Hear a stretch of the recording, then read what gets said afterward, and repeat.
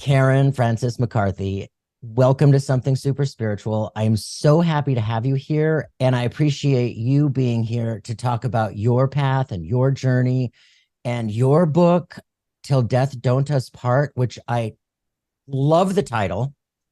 And so let's get right into it. So Karen, talk about your journey. Has spirituality been at the forefront of your mind since a child, or is this something that came later in life? Well, I was raised in Ireland, so at the time in Ireland, and I was educated by the nuns. So I was sort of, as a lot of people say these days, recovering Catholic. So I actually was raised Catholic, and really, by the time I was 17 and I was leaving school, I thought, yeah, this just, I was getting away from the nuns. It didn't work. I just something there was I didn't wasn't connecting Yeah. at all with it in any meaningful way, other than the sort of prayers by rote, the rituals by rote. And so I kind of went off out of that, and then didn't have any spiritual practice. It's most 20-something-year-olds don't, Yeah. then into my 20s. When I got a little older, I started sort of into my sort of mid-30s. I started then really feeling something is kind of missing, you know? Yeah. And I ended up sort of finding my way into, at the time I lived in downtown Brooklyn, and I found my way into the local Zen center there, the Mountain and Sun Rivers Order, and sat with them. And that was beautifully peaceful for me. And we had a beautiful sensei, Naroshi, and just the simplicity of Zen really appealed to me. Yeah. And there's no great doctrine, there's no great ritual with Zen. I mean, it does have its rituals, and it certainly has, its dharma, and it certainly has its teachings. But Zen doesn't take up a lot of a lot of the more Tibetan Buddhist traditions that I've not really been able to get on board with, such as sort of reincarnation. And I know reincarnation in the East is a very different thing from what the West has made of it. Sure. But in Zen, it's very, very simple. And so there was just this very peaceful and harmonious way of sort of sitting in meditation, sitting with the Sanghas, and getting these beautiful, simple teachings. It started making a difference in my life. But there's no theology, there's no God, there's no nothing in Zen. And so it's almost like it's not theistic, but it's almost like almost humanitarian in a way. It's almost like humanism in some ways, although the humanists will not like me for saying that. But, it's just this very, very simple, unadorned way of being. And that suited me well for quite some time, I must say. And until about 14 years ago, I would say. And when I was working on my first book, which you and I have talked about before, The Other Irish, which was I was a political journalist, let me put it that way. Okay. I was a political journalist. I'd always been sort of writing one way or another, and I was in Iraq. I had gone to Iraq as a war correspondent, as the stringer of the Irish Times and a couple of other newspapers in the States, and the Albany Times. And so I came back from there and started working on my first book, The Other Irish, which at the time was a sort of a cultural outreach, part of the Northern Ireland peace process. So I was sort of traveling around, talking to people, collecting stories, writing this book. And then when it came to sort of promoting the book, the government actually backed it so that I could go to all of these places to meet people from sort of just, put a hand across the aisle, so to speak, to all of the people that when I was a child growing up were they were the other side, you know what I mean? So Yeah.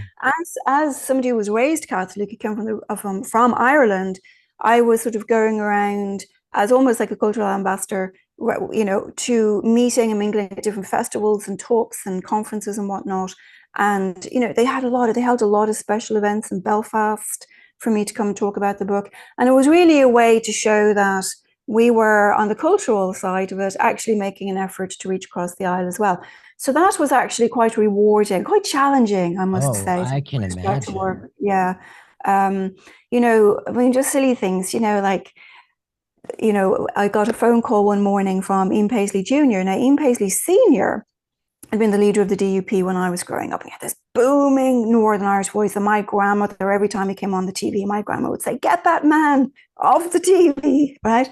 And then all of a sudden, I wake up one morning and I get a phone call, I pick up the phone, and it's like, "Hello, this is Ian Paisley Jr. Do you know who I am?" And I was like, "Oh, believe me, I do." Wow. And so it was sort of very interesting development to go from my grand, get them off the TV, and and the war and troubles and all of the mayhem and the killings and everything that went on, to now going to visit these, being hosted at the Linen Hall in Belfast to give talks about these. So it was quite anybody who works within mediation, I don't envy them, very difficult job, but anything in that is quite challenging. It really pushes you to your limit.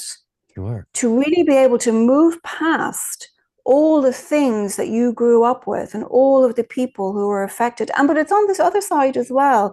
And so being able to try to push through that and to be able to go and shake the hands and be there and be respectful and be respected by people, it's a very, very difficult job. I'm not a mediator. I was just a cultural sort of outreach, but still it was quite challenging. But really, it really does challenge those preconceptions. It really does challenge these resentments that we can have from being in a conflict zone.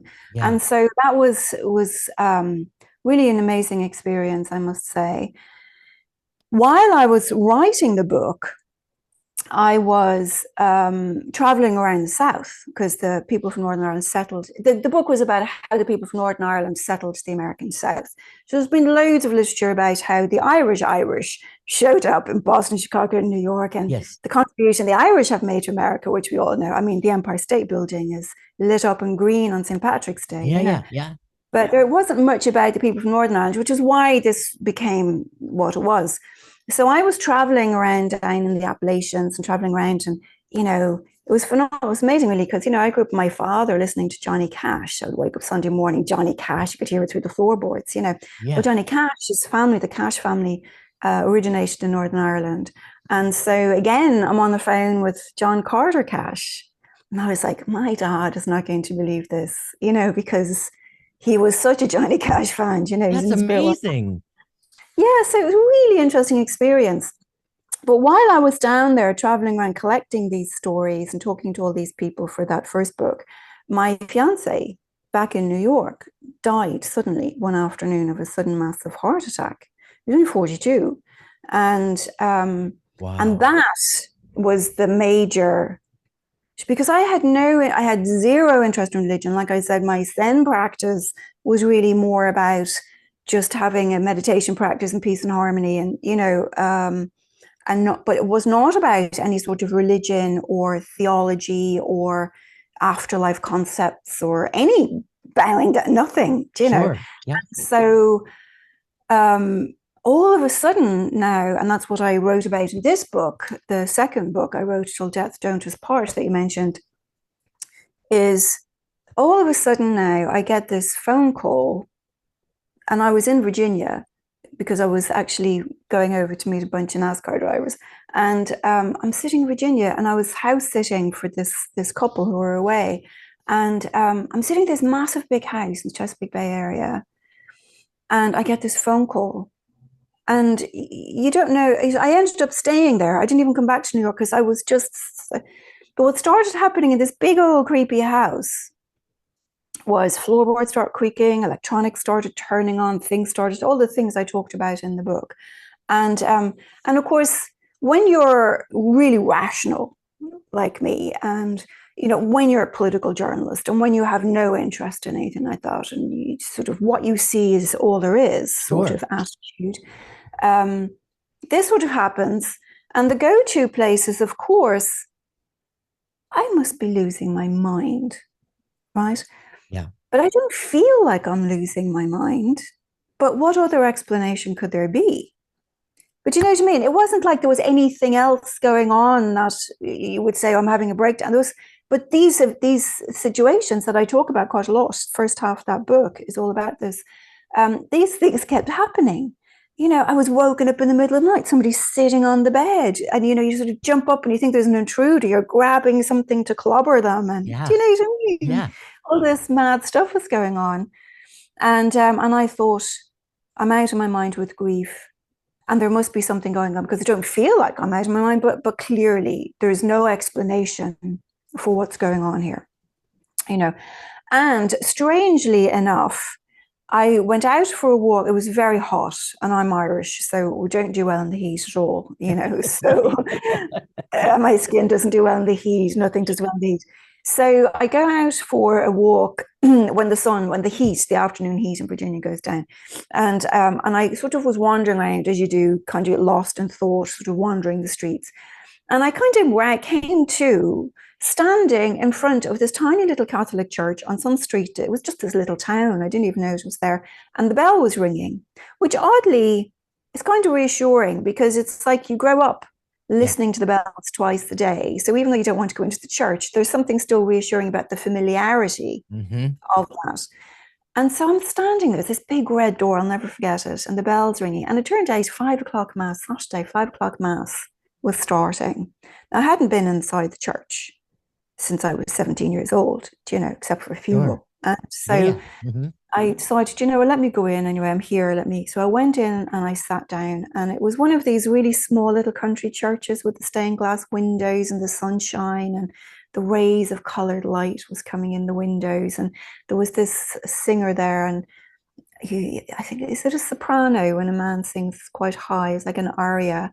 And he had this absolutely beautiful voice. He was singing the Ave Maria. And I just sat there in this small, really peaceful church, and you could just sort of hear little sounds of little birds and so I know it's all very picturesque, and I just sat there and I cried.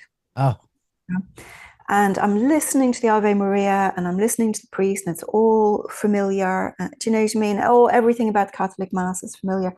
And it's just this beautiful atmosphere in this lovely little church.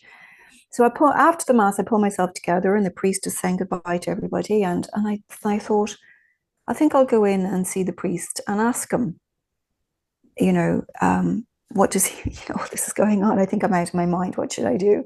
Because I didn't know what to do. I was on my own here. I didn't know anybody. Do you know what I mean? So I go in, and I think I'm going to go in with my journalist hat on to interview this priest. Right? And so I knock on the door of the rectory, and I'm all ready with my questions and all the rest of it.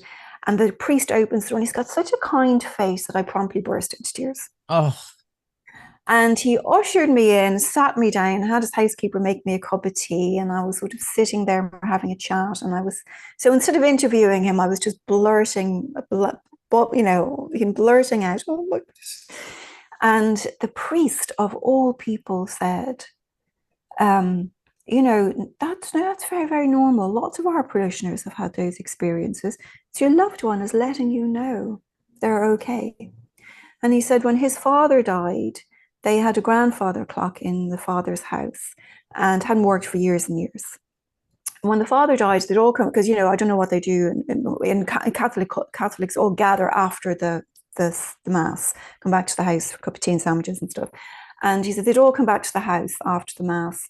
And when they were in the house, the grandfather clock started chiming, do you know, and it hadn't worked for years and years. And he said it's upstairs in the box at the moment, but just started chiming just that one time and never chimed again.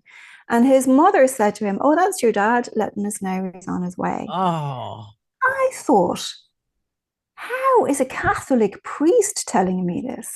You know? And so he was like, did you read your St. Dominic? So of course I ran home, read my St. Dominic, and I saw this quote from St. Dominic saying, there was actually, I don't remember, there was a cardinal in the Vatican at the time had written an article about this, that a reporter in The Guardian had written about back in the 90s, when it wasn't really all digital. So of course, rather than believe this article about, you know, that this cardinal in Rome had said afterlife communication is possible, with our loved ones is possible, which is not Catholic doctrine at all. I can't remember the cardinal's name now. You could Google, you find it.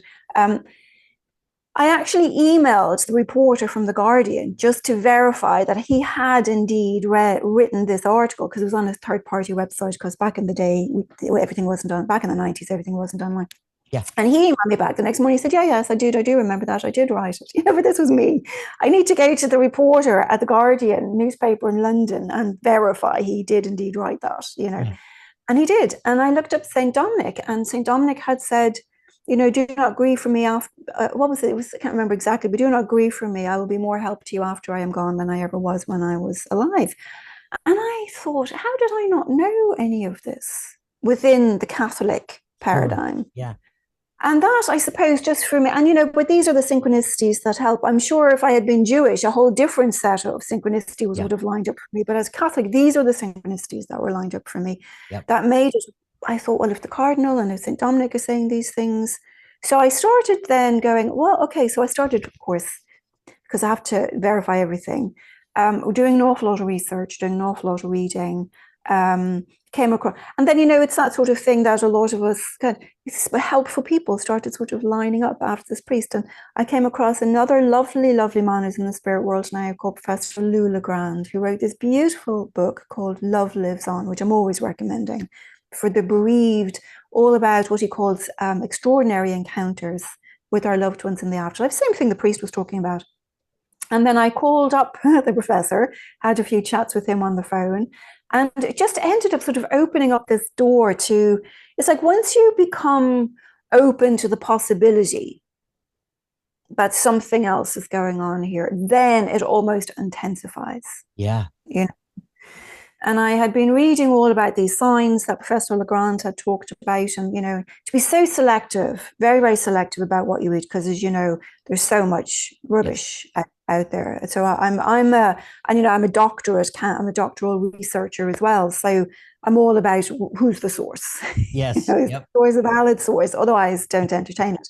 And so, because I'm doing my doctorate is on ghost literature, on spirituality, in afterlife spirituality in the 21st century. So everything has to be sourced. It is journalist to me. So, but I started sort of looking into all of this, and the more you look into it, the more it starts to make sense. This is what's that phrase that Occam's razor, whatever. Once you, I think Sherlock actually said that. Once you eliminate, this is Arthur Conan Doyle. Strange enough, where I teach now, the Arthur Conan Doyle Center. But he said, once you eliminate once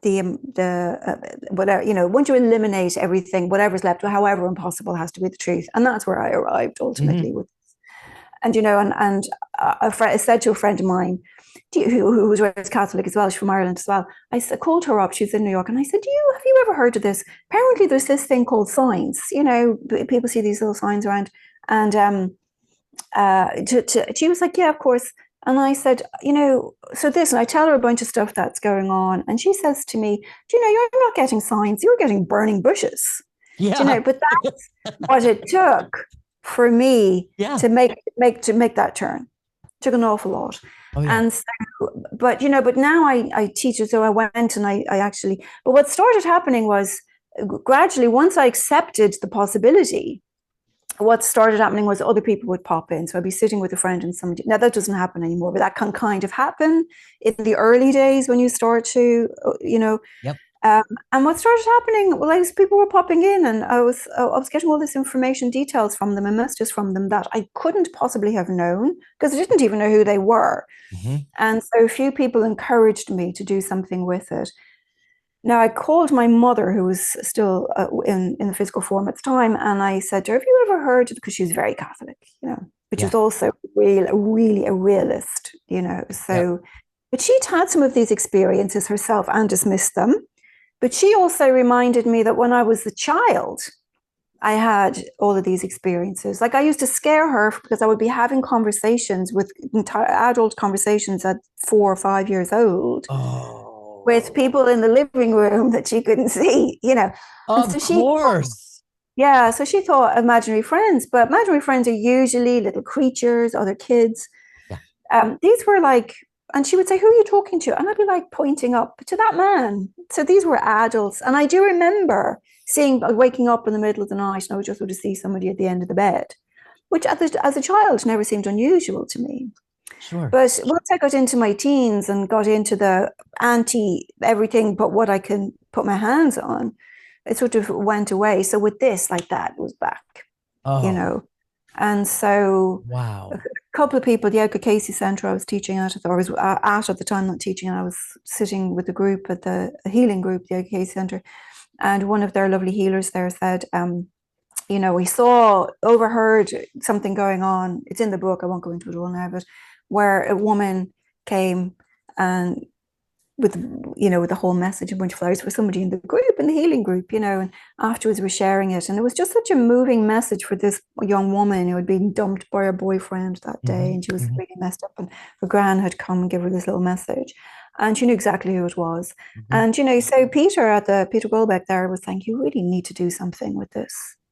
You know, so being the sort of very much the academic, the journalist and everything I am as well, I went to the Arthur Findlay College and I spent 4 years training and studying and got 3 awards there in mediumship and public speaking, because I was not just going to go out flying by the seat of my pants, knowing how much harm can be done to vulnerable people. Right. You know, Totally. so I studied grief and bereavement counselling at the Institute of Counselling in Scotland. So I was like, I'm not going out there to interact with people who are at the worst place ever, and go out there and just bungle through it. I probably wouldn't have bungled that way, but do you know what I mean? But so I went and I studied grief counselling at the Institute of Counselling in Scotland, and I studied for years training in mediumship and healing, to make sure that if somebody sits in front of me, I know how to. I think it's really important that mediums are not only good mediums, that mediums can not only understand the difference between psychic information and medium, because as you know, a psychic can pick up everything from reading your aura. Yes. You know? So you need to be very well trained. A lot of people can't tell the difference. You need to be very well trained to know that.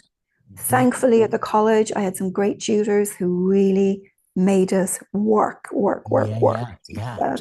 But I also think that mediums should have a fundamental and basic understanding of, not that we're grief counseling, but understand the dynamics of grief counseling, because people in front of us are at the absolute worst, worst point in their life.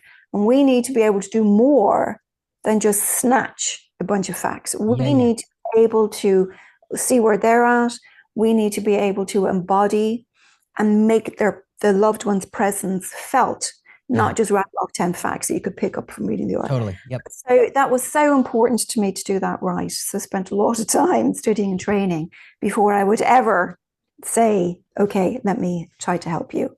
You know. So did you know about the Arthur Findlay College beforehand, or did you research and discover it and decide to go? I knew nothing about anything beforehand.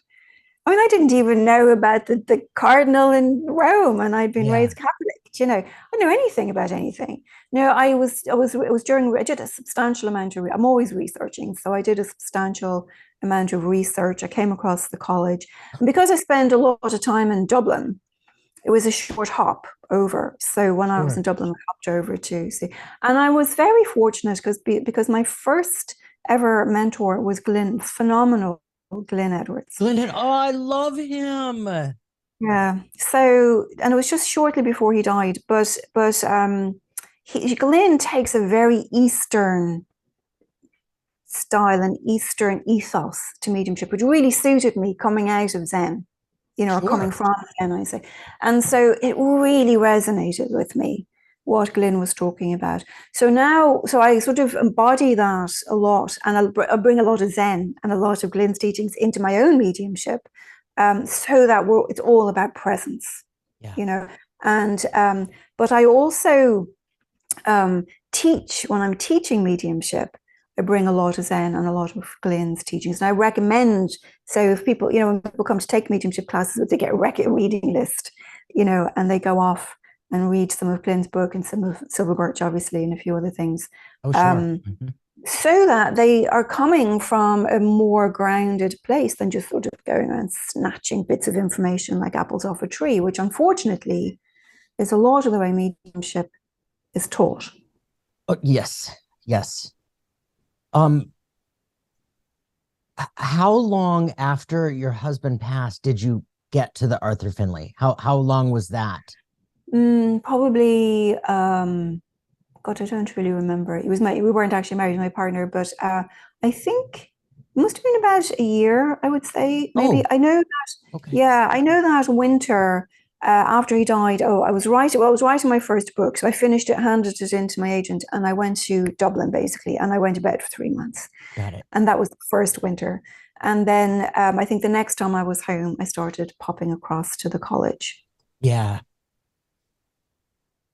Amazing. I talk often about, for all of us, it comes at us or within us at such different points within our lives. Some of us experience it from the crib, from day one, and it's a lifelong a perception connection. You know what I mean? That they've lived with their entire life. Others, like myself in 2006, I became attuned to the Reiki. And the side effect for me was the ignition of all the spiritual senses, right? And for so many others, you included, trauma ignites all of this within us. And it's just fascinating hearing about so many of our journeys and how we got here and how this ends up being our calling, and this is where we shine. It becomes our passion, this passion that was lying dormant for so many years, and then kablam, suddenly we know why we're here, and talk a little bit about that time as you were learning. You said you went to Arthur Finley for 4 years. What was challenging for you during that period? What did you find struggle with? Oh God, everything. I mean, when you start, it's the same with Zen. Once you sit on the cushion, things start to arise. Yeah. You can't get away from them. And I would do sessions, which would be like week-long meditation retreats. And when you're sitting on your cushion for that long, stuff comes up, right? So when the same thing happens with mediumship, once you start opening that door, but I think it's really important to surrender the ego. Yeah. Because once you open that door and just say, I know nothing, and not feel you have anything to prove to anything, and be okay knowing nothing, and it means you've got to relinquish any kind of control. Your 5-year plan is out the window. Everything is gone. You have to you have to be present in the moment. And you have to understand that control is an illusion established by the ego to try to give us a perception of purpose or goal or structure or security. But it's an illusion. Right? Can you say that again? That was beautiful. Control. Say that again. That was beautiful. Oh, I don't know if I can remember. Yeah. Well, it's recorded. We can go, but we can rewind a little bit. Control is an illusion set up by the ego. Oh my gosh. Yeah, that was really. But you know what I mean? That's what is there to give us this sort of false sense of security. Yeah. As we move through life, but it's all an illusion, and this is where a lot of Zen, comes into it, because it is an illusion. All we have is the present moment, and all we have is whatever we think we know is an atom compared to the universe. What we know so little. But I think it's once we are willing to be able to say, "I know nothing," and to hold that space. Because, the minute you say that, you're running up against everybody who's saying, oh, really? Let me tell you, because I know everything, right?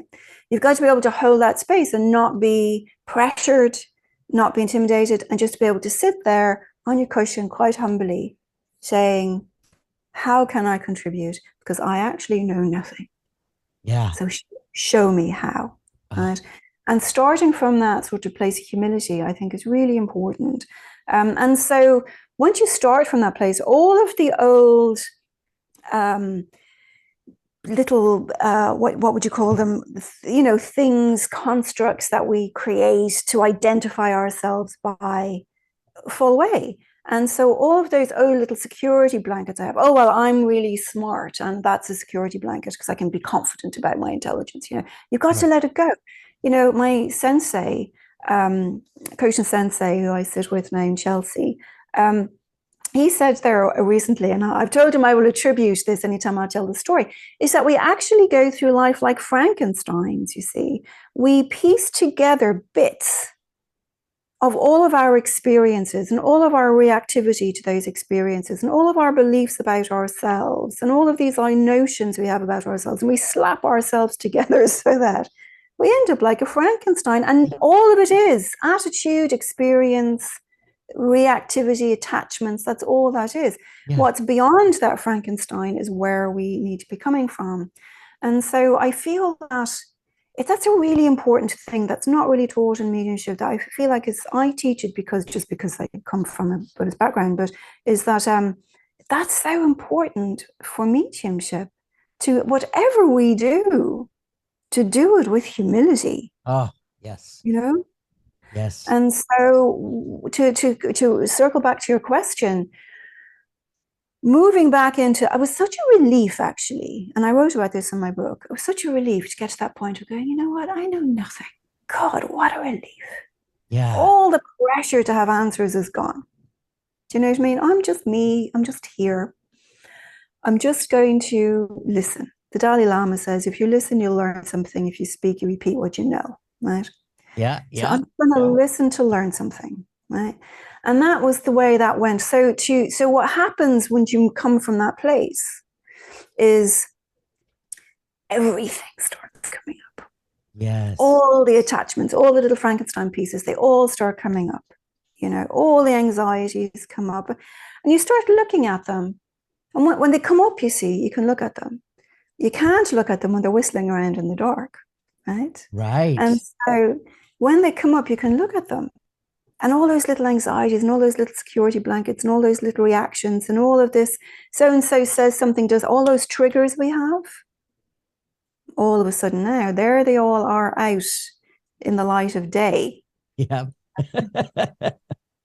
And so it sort of demands that we grow, you know, and it demands that we reach a point of acceptance for all of the nooks and crannies and little Frankenstein bits. Right. We've got to have some self-compassion. I think if we don't learn that self-compassion, we cannot possibly have it for other people. True. Amen. So that's a very long-winded answer to your question, but it's a very, I think, complex question. And it's true. But I love how you bridged your Eastern philosophy, your Zen practice, your Buddhist practice with your development and unfolding into mediumship. It's so, and it makes so much sense. That's just it. It makes all the sense in the world. But Christianity and aspects of Christianity, not the way it's interpreted, but if you actually just go back to some of the books in the Bible without any doctrine, dogma, political affiliations, any of those associated, and you just go back and just read it like it's just a text. Yep. Sorry to all the Christians out there, but if you just can come to it like that, I started finding an awful lot more meaning in the Gnostic Gospels, but also some of the canonical Gospels, that what they're called, and then also in like the book of Daniel. Yep. You know, in some of the Psalms, there are actual references to our experiences that exists there if we want to interpret them through a different lens. Right.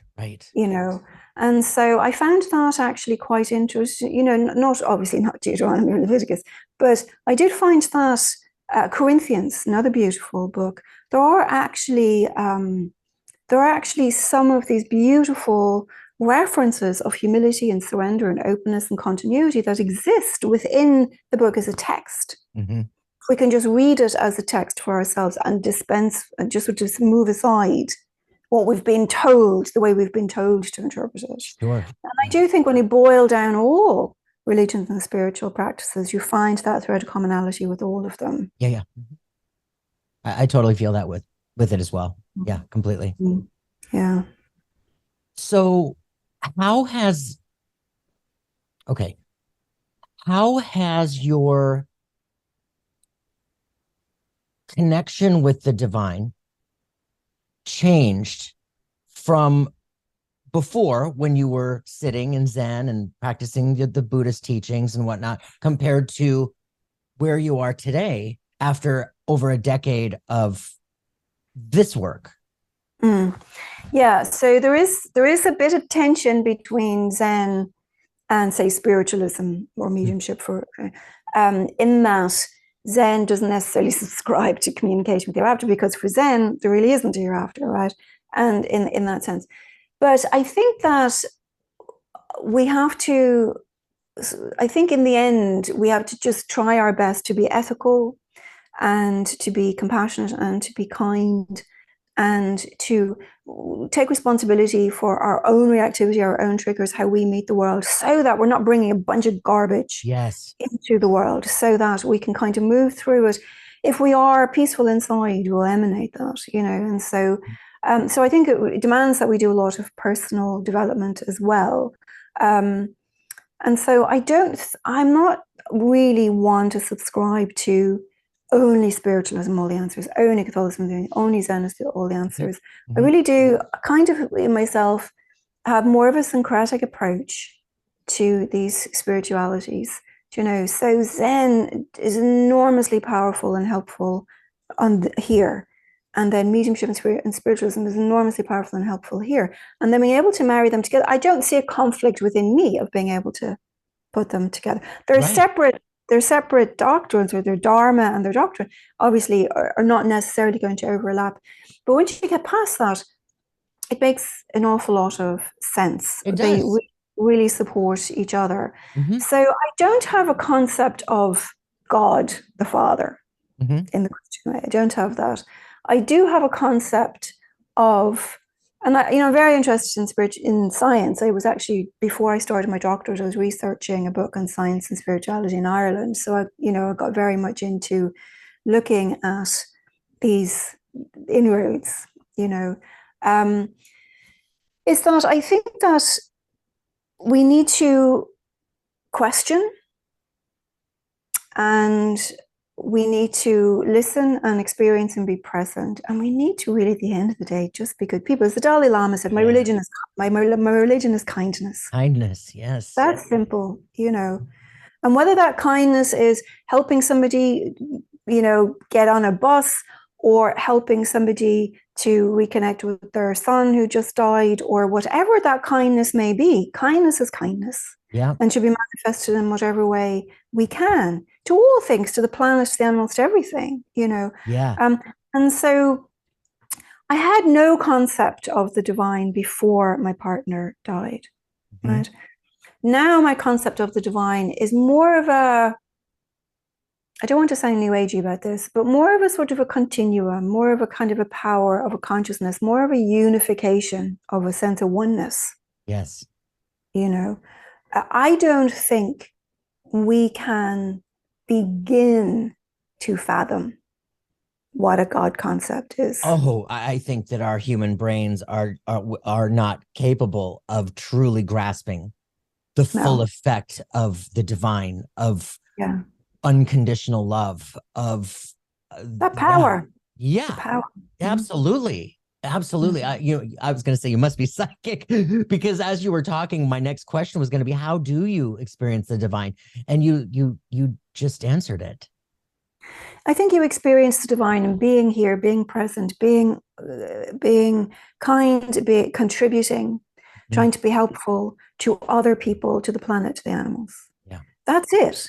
Yeah. Because people are always asking me, oh, well, what does your partner tell you about the afterlife? And I thought, even if you tried to tell me about the afterlife, I would have absolutely no way of comprehending that, because we can only understand what's within our frame of reference, and non-physical reality isn't.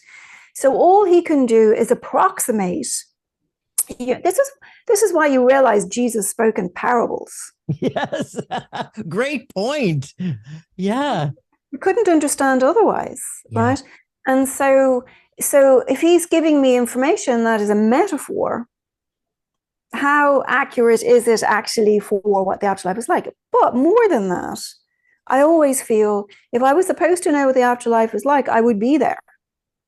Why would I be here if my focus was to try to learn about what's there. I'm here because my focus is about something I'm supposed to be doing here. Otherwise, I wouldn't be here. Right. And we will be there soon enough. And then when we're there, we're like, oh, I wish I hadn't wasted all that time wondering what it was like here, because now I'm here and I wasted all that time when I should have been doing I should have been doing whatever I was there for. Right. Humans. But again, it comes back to presence. I think that we're so bad at being present for a whole host of reasons. And a lot of it is because I think anxiety. We feel like, and the ego is always trying to anticipate the lion that could jump out from around the corner and eat us, right? Mm-hmm. And so we spend our whole lives forward focused, without even necessarily realizing it becomes a permanent state of being, where we're always trying to look out for the tiger that might eat us. Right? And so we're never able to just be present in the moment, because the ego is by its nature an anxiety and sense-making machine. And so it's always trying to keep us safe. And it feels that if it tries to anticipate every possible thing that could go wrong, it'll keep us safe. And what it does is it robs us of our life, because our life only exists in this moment. It doesn't exist in the past, in remorse, in resentment, in nostalgia. It doesn't exist there. And it doesn't exist in a future that doesn't even exist. Yeah. It only exists in this moment right here, right now. So I feel that the challenge is to try to be present, because a lot of the time we don't want to be present because our impulse is, oh no, I better do something, or I could get evicted, or I better do something or lose. We live in this heightened state of anxiety all the time, without even realizing it. And I remember one time sitting on my cushion during, a whole day's sitting retreat, and we go into, at one point, you're invited in to talk to the sensei for what they call dokusan, which is face-to-face teaching, and it's very short. And I went in and I sat down, and Chodo, the teacher, said, so, how are you doing? And I said, I've just realized in the third period sitting there that I am anxious about releasing my anxiety. Right? That's how anxious we get. I'm anxious. Actually, releasing my anxiety is making me anxious, because if I release my anxiety, oh God, a lion could eat me. I mean, this is how crazy it is, know. And and that's really, I think, what we are here to try to be present, to try to show up for people, to try to listen, to try to be present, to try to find opportunities to help and contribute. Because you know what? Everybody's in the same boat to varying degrees. It's true. Everybody is suffering to various degrees. It is true. Yes. And I say so many times on the show, we are so much better together. We are so much better together. If we can park our own Frankenstein bits at the door. Right. I was sitting here listening to you, all of this beautiful advice and words and experience that you've lived with and through and living in now. It's just so beautiful. I'm wondering, for the listeners or the viewers watching us right now, somebody out there is going through what you went through, that unthinkable, tragic, immediate losing somebody in that way that is just in blink of an eye. What would you have to say to them right now as they are in a state of shock? Grieving. And just like, what next? What do I do? That state of fear, that state of what just unsure where to step next. What you've been through. The first thing I would say for people who are grieving like that is look to yourself, take care of yourself, because what happens a lot with people who are grieving is makes other people very, very uncomfortable, because they can't make it better for you. If they care about you, they can't make it better for you. If they don't particularly care about you, they don't want to hear it. And so what happens is that people start giving grieving people advice, or and you cannot. Everybody's grief is unique. So you cannot give somebody advice in grief. You can only show up and be present for them. And so for anybody who is grieving, I would say, if people start giving you advice, just recognize it's that their helplessness. They don't know what to do, because it can be very overwhelming. Well, you should do this, you should do this. And what you need is a Ben & Jerry's ice cream and a hot bath, right? And so, but what you need is I would say, look to the people who can show up for you without trying to without trying to organize or control your grief. Just the people who can just be present for you, can just take a walk, let you talk, and not be trying to fix you, right? And that's one thing. The other thing too is there is no time frame on grief. We grieve in our own time. So it's this misnomer that, oh, it's been a year, you've got to be over it. We never get over grief. We move through it and it changes and it becomes different, and we become different and we learn to live with it differently. I'm not saying when you're grieving initially, when you're really in that terrible, that's not going to last forever. But we don't get over it. We don't go back to something. We move forward to something new. So if anyone says, oh, you need to get over it, let that go. Yeah. What we need to be able to do is, grief can actually really help us in some odd ways that we don't expect. It can help season us. It can help us with our humility. It can help us with our compassion. It can help us with our kindness when we see the next person suffering. So we can actually get an awful lot from it. What we don't want to be doing is being judged, organized, controlled, criticized, advised to high heaven with it, right? We need to just be allowed to be. Now, if somebody is really struggling and not getting any better, because it's not that it'll go away, it will just change. But if somebody's really mired and I cannot still get out of bed, and 6 months later, find a support group, or find a grief counselor, or find other, and be very, very selective about your support group, because you don't want to end up in a support group where they're giving you advice, right? So, but find help, find people, and surround yourself, and send out the request, can you please put helpful people in my way, so that you can find people that can support you in that. So important. Yeah. And then when it comes to people talking about the afterlife, source. Just because somebody's a celebrity medium or medium to the stars, or just because they've self-published a best-selling book, that is meaningless. Yeah.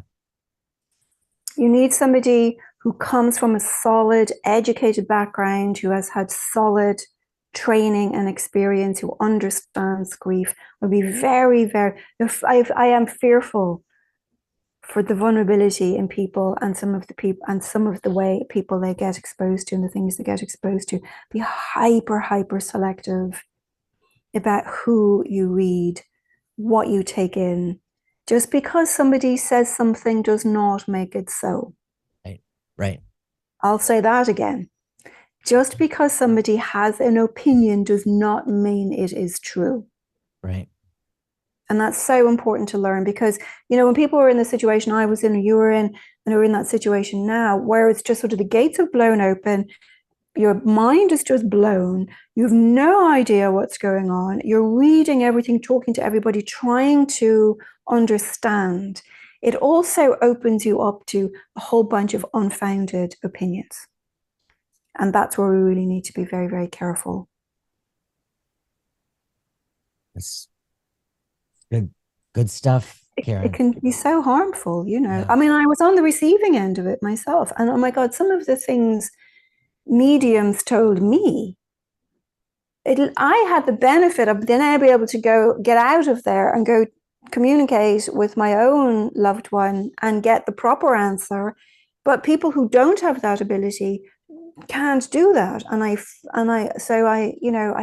Those people need to be very, very, very careful about who they sit in front of. Sure. And for somebody who wouldn't know anybody having had these experiences with people like us, well, how would you guide them to be like, if they, and obviously if they're listening to us right now, they're being guided, they're being nudged and hearing us. Hopefully we're helping. Yeah. Yes. But for those that, somebody might know somebody who is, has not any of these experiences? How would you guide somebody who is in, in that kind of a space? You mean somebody who wants to go try to communicate with their loved ones, or just somebody who's grieving? Somebody who wants to try to go communicate with loved ones? Yeah, somebody, all they know is Teresa Caputo, the Long Island medium. And she's, so busy, she couldn't possibly, more than likely, be reached. But yeah, how would you? And some mediums charge phenomenal amounts of money. And there's a couple of mediums are charging up to, from over $1,000 to a couple $5,000 a session. Yeah. Madness.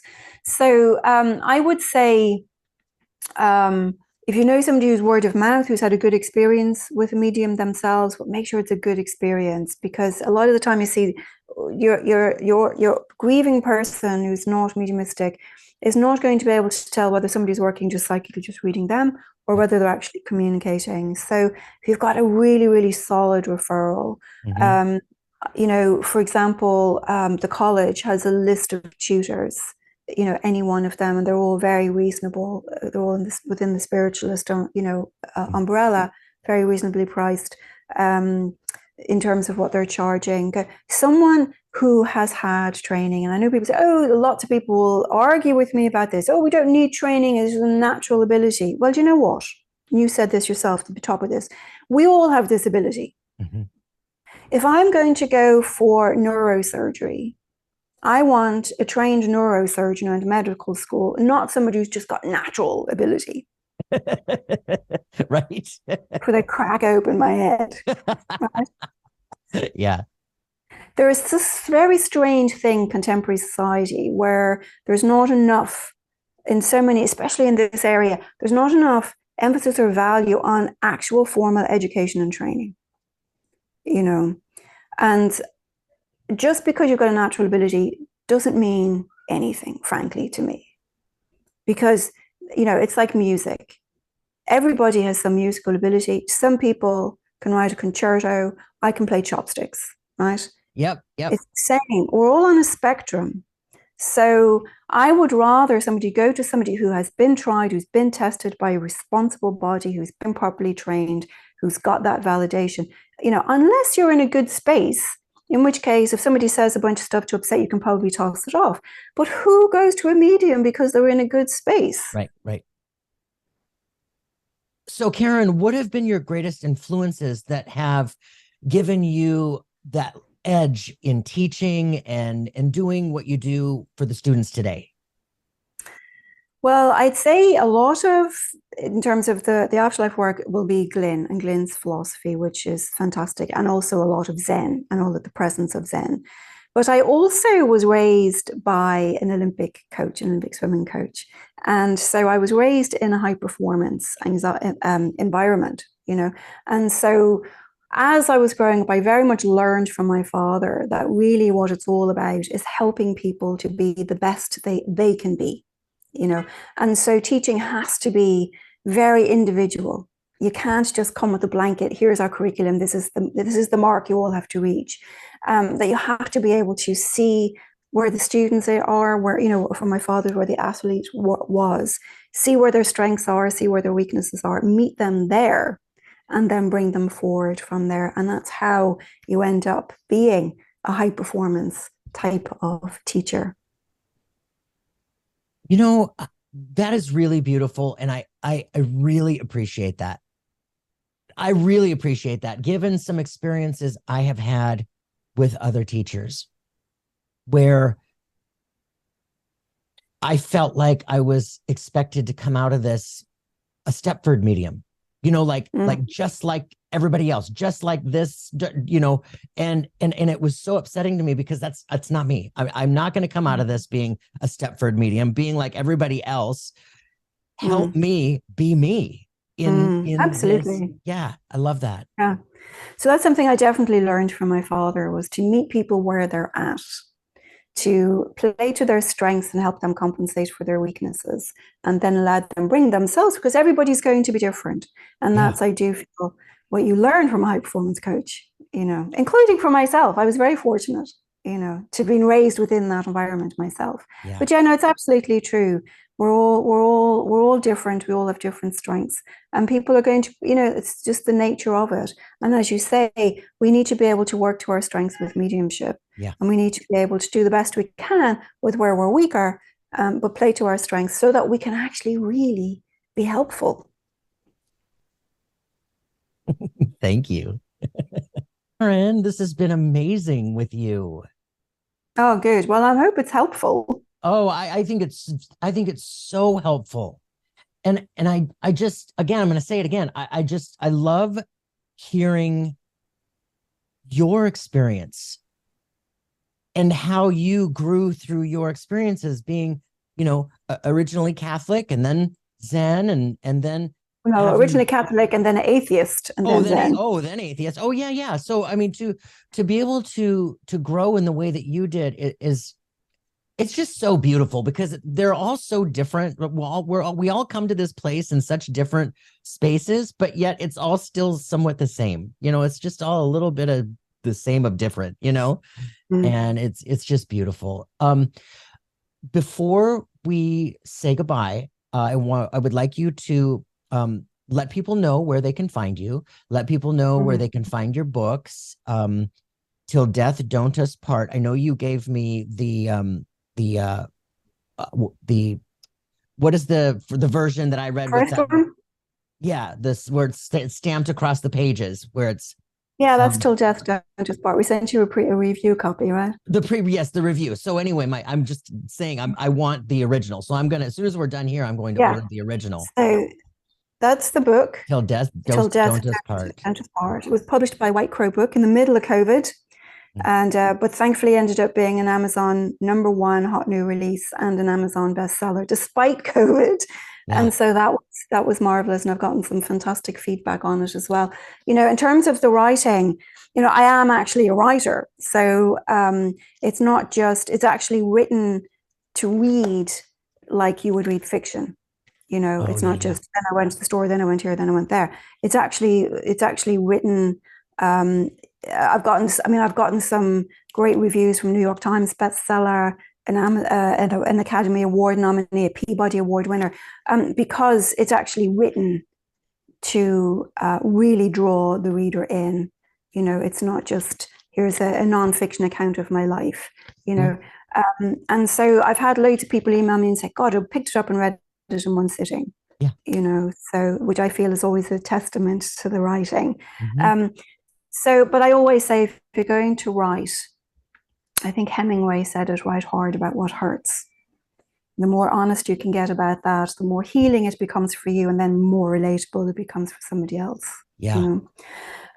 So you can get that. Actually, that's in loads of libraries as well. The Library of Congress, New York Public Library, the British Library. It's in the University of Oxford Library. It's also any major bookseller. You can order it online at this point. And then if you go to my website, if you want a bunch of links to that. And then also for anybody, I actually put together, based on some of the things we were talking about here, trying to dispel a lot of myth and misconceptions about communicating with the afterlife, just for the ordinary person who just wants to continue, not to develop mediumship, but to learn how to understand how they can communicate with their own loved ones. And there's so much misinformation out there that I actually designed a course which I've taught twice now, and it's booked out, thankfully. It's been quite helpful for people, called just Afterlife Communication, for people who just want to learn to. So we've just made an on-demand version of it because I'm off to doctorate reclusivity now for a few months. So we've made an on-demand version of it where all of the practices are online. There's lots of talks about Q&As about what's true, what's not, all about dispensing a lot of the myths and misconceptions to help people move through this in healing in a healthy way. Beautiful. It's so important. Yes. And then we've got a Facebook support group for it as well. So you're not just on your own, you can then join the Facebook group and then you can interact with other people and whatnot. Perfect. So that's called Afterlife Communication. So if you that's on my website as well, just KarenFrancesMcCarthy.com. And then if anybody's interested in sort of exploring mediumship, we've got a mediumship level 1 class that is there as an on-demand as well. There's very much a combination of sort of spiritualist training and Zen. And Beautiful. so put that together too. So if anyone just wants to, just wants to be able to work on their own time, just sort of explore this, that might be good they might be good places for them to start. Absolutely. And there are people out there that are feeling it and wondering, can I do this? Is this something, is this real for me? And you guys, Karen is a great teacher. As you can tell just by listening to her talk today. I mean, it's just, I'm so grateful that you were here. Thank you so much for being here. Oh, you're welcome. Thank you for having me. It's been a pleasure. So I will have your website and the books and everything in the show notes so that everybody will have it on YouTube and on the podcast platforms in the show notes there as well. And I can send you the link for that after the afterlife class or the master classes if you want a direct link to those. Yes, please, all of it. Yeah, I think it's all very helpful. Yeah. The afterlife communication course is really good because it's really based on my experience from this book and the sort of the hard knocks I took. I designed this course to try to save other people from them. And awesome. So, yeah, because I'm a firm believer that anybody can learn to communicate with their own loved ones. They just have to understand the practices, the techniques, how to work with the signs, whatnot. Developing mediumship is a different thing. It requires you're sitting in front of other people. There's a whole different level of responsibility to that. But I'm a firm believer that anybody can learn the language to communicate with their own loved ones. I agree. I agree. So before we leave, I wanted to ask you what words of wisdom would you like to leave with everybody today? I would say, that's a big question. I would say, to just be present, to understand that your life is in the moment, to understand everything else is an illusion, the anxiety is illusion, the regrets are illusions, just to be present in the moment and to help and look to ways to contribute to other people. Because hurt people hurt. So even when what we want to be able to do is to understand and just meet the world with that state of compassion. We want to be able to start with compassion for ourselves first. Beautiful. Beautiful. Thank you, Karen. No, Thank you're you, welcome. everybody, for being here with us again on another episode of Something Super Spiritual. Please remember to be kind. Be kinder than necessary because we never know what somebody might be going through next to us. Be well, you guys. I'll see you all again next week. Thank you again for listening to the Something Super Spiritual podcast. If you know someone who would enjoy this episode, please do share it with a friend. For show notes, links, and to purchase a mediumship reading, my website is somethingsuperspiritual.com. You can also easily subscribe and follow the show on your favorite app, sign up for my newsletter for bonus content, and to keep the conversation going, you can easily join the Facebook community. It's all right there at the website, somethingsuperspiritual.com.